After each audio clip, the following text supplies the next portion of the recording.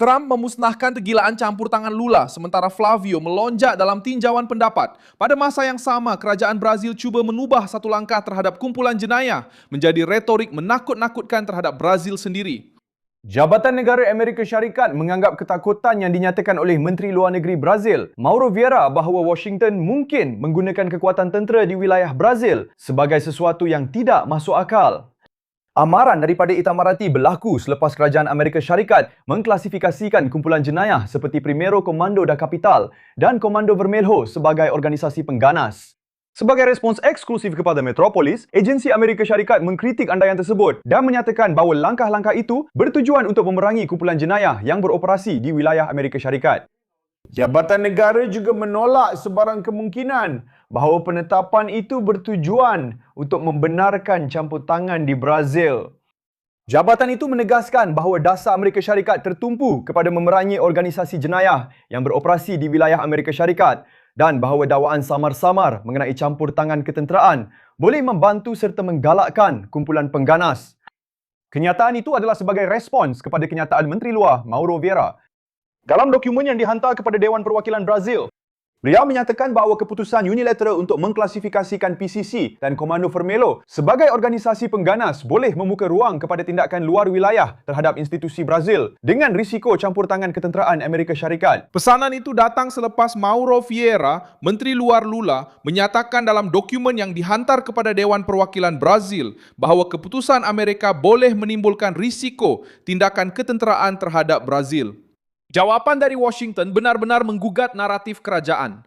Langkah ini menyasarkan kumpulan jenayah, pengubahan wang haram, pengedaran dadah dan rangkaian yang sudah beroperasi di luar sempadan Brazil, bukannya rakyat Brazil. Sementara itu, Flavio Bolsonaro pergi ke Amerika Syarikat untuk mempertahankan penggantungan tarif ke atas produk Brazil. Selamat pagi kepada semua. Nama saya Flavio Bolsonaro. Saya adalah Senator Republik Brazil. Dan pada tarikh calon pilihan raya Oktober saya, pada bulan lepas, saya telah bertemu dengan Presiden Trump, naib Presiden Vance dan Setiausaha Rubio untuk menggesa Amerika Syarikat supaya tidak mengenakan tarif ke atas syarikat-syarikat Brazil. Hari ini saya ingin berkongsi dengan Suruhanjaya ini hujah-hujah yang sama yang saya kemukakan kepada mereka dan menerangkan mengapa permintaan itu memenuhi kepentingan kedua-dua Brazil dan Amerika Syarikat.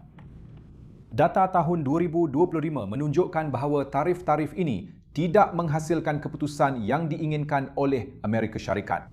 Sebaliknya, tarif-tarif ini telah dieksploitasi secara politik oleh pentadbiran semasa Brazil. Kerajaan yang sepatutnya ditekan oleh langkah-langkah ini sebenarnya semakin kuat dalam tinjauan pendapat.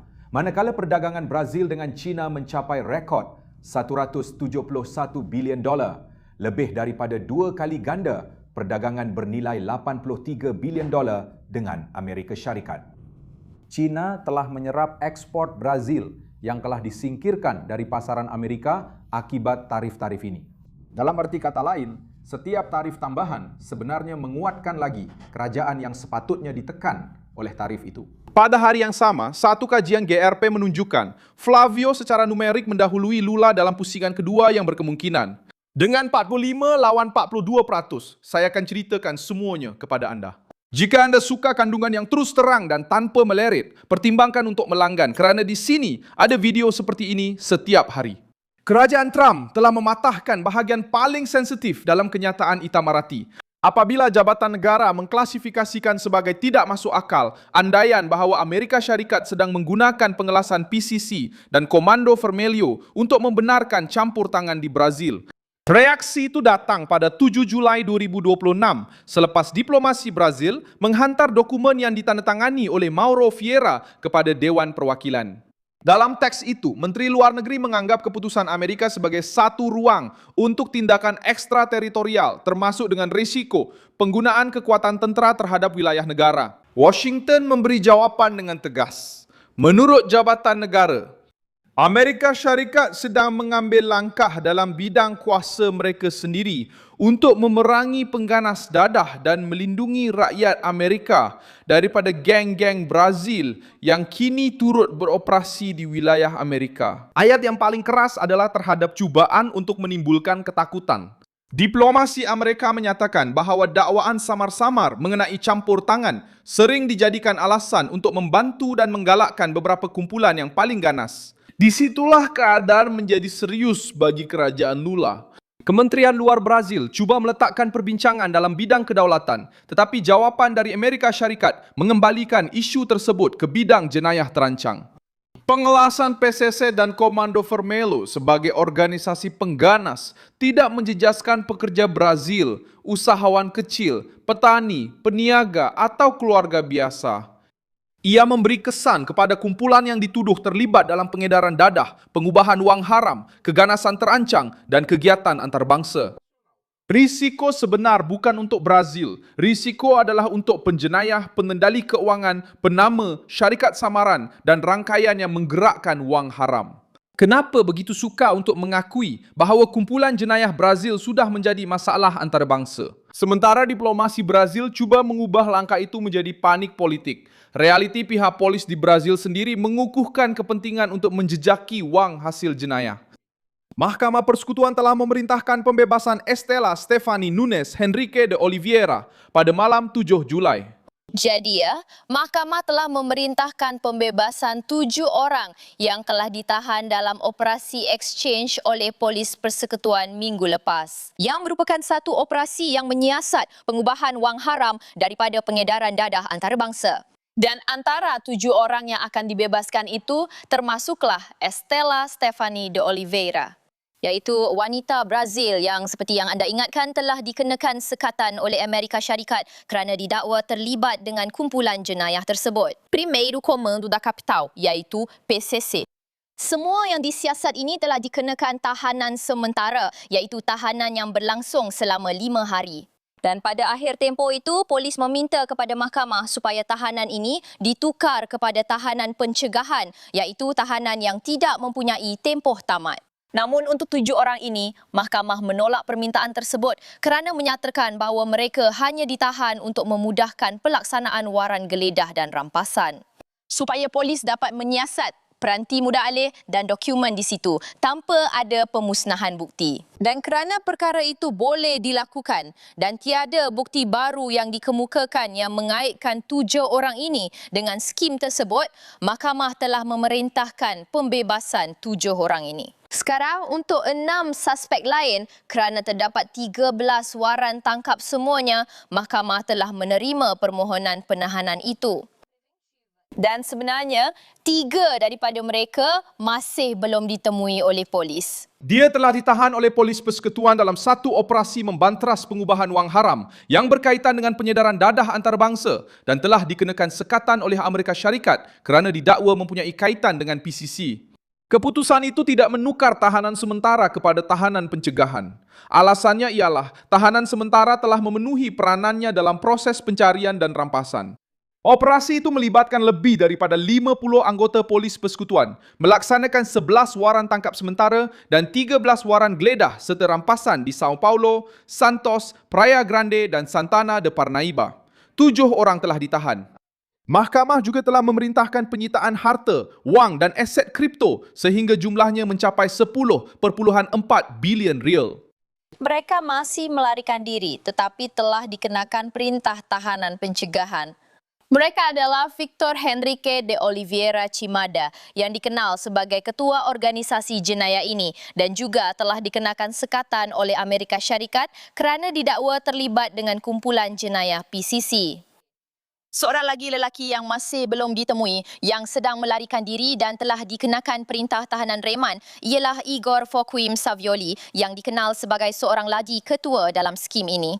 Dan selain daripada 2 orang ini, kita ada Amaury Henrique de Oliveira yang merupakan bapa saudara kepada Victor Chimada, dikenal sebagai orang yang bertanggungjawab dalam sokongan logistik skim pengubahan wang haram hasil daripada pengedaran dadah antarabangsa ini. Keputusan mahkamah menyatakan bahawa bagi individu-individu yang disiasat ini, penahanan reman hanya dibenarkan semata-mata untuk memastikan pelaksanaan undang-undang jenayah. Peguam Bella Estela yang kita sebutkan tadi kan, dia yang merupakan sepupu kepada Victor Cimada, mengatakan bahawa demi menghormati kerahsiaan mahkamah, mereka tidak akan mengulas mengenai pembebasan beliau mahupun keputusan kes tersebut. Tumpuan utama siasatan adalah satu rangkaian yang disyaki terlibat dalam aktiviti pengubahan wang haram, hasil daripada pengedaran dadah antarabangsa melalui aset kripto, pergerakan wang tunai, transaksi bank bernilai tinggi dan pemindahan antara individu serta syarikat. Estela Stefani telah digambarkan oleh pihak berkuasa Amerika Syarikat sebagai individu yang mempunyai kaitan dengan Victor Henrique de Oliveira Cimada yang turut dikenakan sekatan oleh Jabatan Perbendaharaan Amerika Syarikat. Dia turut menjadi sasaran dalam operasi yang sama, namun tidak ditemui dan masih lagi melarikan diri. Di satu pihak lagi, Flavio Bolsonaro telah pergi ke Washington dan mengisi ruang yang cuba dikatakan oleh kerajaan Lula tidak diisinya. Disebabkan masa yang terhad hari ini, saya akan membincangkan hanya 3 isu. Kesemua 6 isu tersebut dibincangkan secara terperinci dalam kenyataan bertulis yang telah saya kemukakan kepada Suruhanjaya ini. Yang pertama ialah penapisan. Arahan sulip yang ditujukan kepada platform digital Amerika tidak berasal dari Kongres Kebangsaan Brazil. Arahan tersebut dikeluarkan oleh seorang hakim Mahkamah Persekutuan Penyeliaan Brazil dan oleh pentadbiran Presiden Lula berdasarkan dekri eksekutif dan keputusan kehakiman, bukannya undang-undang yang diluluskan secara rasmi oleh Parlimen. Duti 25% itu menghukum seluruh rakyat Brazil kecuali pihak berkuasa yang bertanggungjawab atas keputusan tersebut. Isu kedua ialah rasuah. Rasuah adalah salah satu masalah terbesar yang dihadapi oleh rakyat Brazil. Tiada siapa yang tidak bersetuju tentang perkara itu. Tetapi rasuah mempunyai pelaku yang boleh dikenal pasti.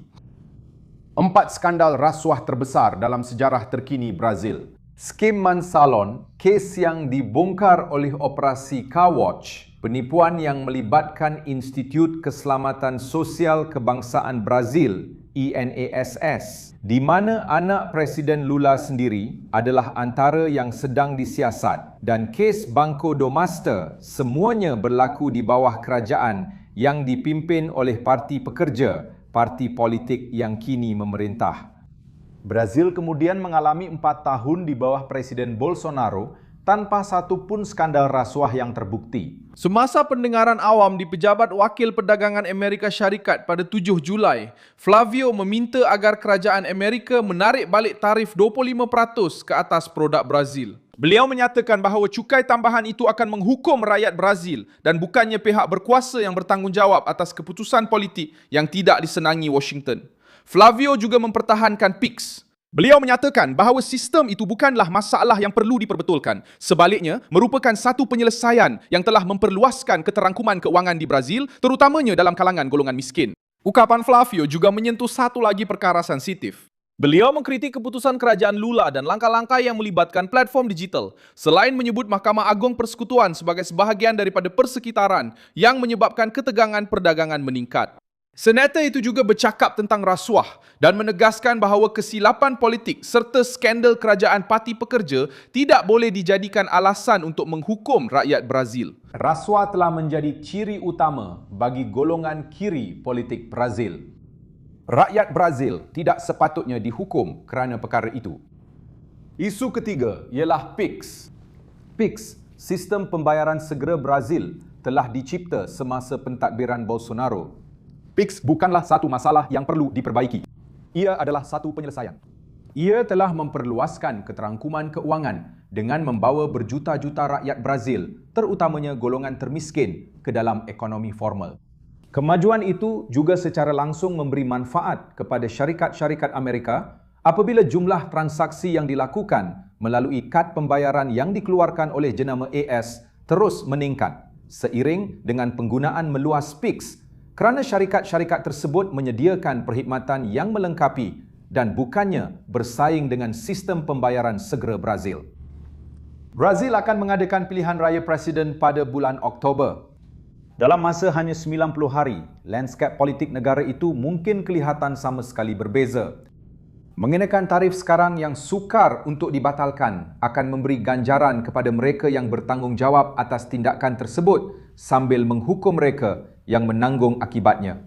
Dan ini akan menjadi masa yang paling buruk untuk bertindak. Saya dengan hormat memohon kepada jawatan kuasa ini, jangan kenakan tarif ke atas Brazil, kekalkan kejayaan PIX, batalkan tindakan ini dan benarkan kami berunding. Tuhan memberkati anda, Tuhan memberkati Brazil, terima kasih banyak. Tuhan memberkati anda, Tuhan memberkati Brazil, terima kasih banyak. Ini adalah satu tamparan hebat untuk Lula. Sementara Planalto Cuba mengatakan bahwa Flávio menentang Brazil. Flávio muncul meminta pembatalan satu tarif terhadap Brazil. Kajian GRP yang diumumkan pada 8 Julai menambah lagi tekanan. Dalam senario pusingan kedua, Flávio Bolsonaro muncul dengan 45% niat undi berbanding 42% untuk Lula. Kajian tersebut melibatkan 2.000 orang antara 3 hingga 7 Julai 2026 dan mempunyai margin ralat sebanyak 2 mata peratusan. Situasi ini mewujudkan kontras yang sukar untuk Planalto. Di satu pihak, Itamaraty kelihatan sedang disanggah oleh sebuah institusi asing. Di pihak lain, Flávio kelihatan mempertahankan penggantungan tarif yang boleh menjejaskan sektor produktif Brazil. Di tengah-tengah itu, satu operasi oleh polis persekutuan mendedahkan satu syak wasangka pengubahan wang haram bernilai berbilion yang berkaitan dengan pengedaran dadah antarabangsa. Frasa yang tinggal daripada kejutan politik ini adalah mudah. Memerangi PCC dan Komando Vermelho bukanlah menyerang Brazil, menyerang Brazil. Ia akan membiarkan kumpulan itu berkembang, memubah wang haram, merentasi sempadan, menyusup ke dalam perniagaan dan kemudian menggunakan perkataan kedaulatan untuk melindungi kekacauan. Terima kasih banyak kerana menonton video ini hingga ke akhir. Sokong projek kami dan sumbangkan secara keuangan melalui kunci PIX yang tertera di skrin anda. Kami adalah saluran bebas, fokus untuk memastikan anda mendapat maklumat yang benar. Sumbangan anda membantu kami untuk terus bertahan.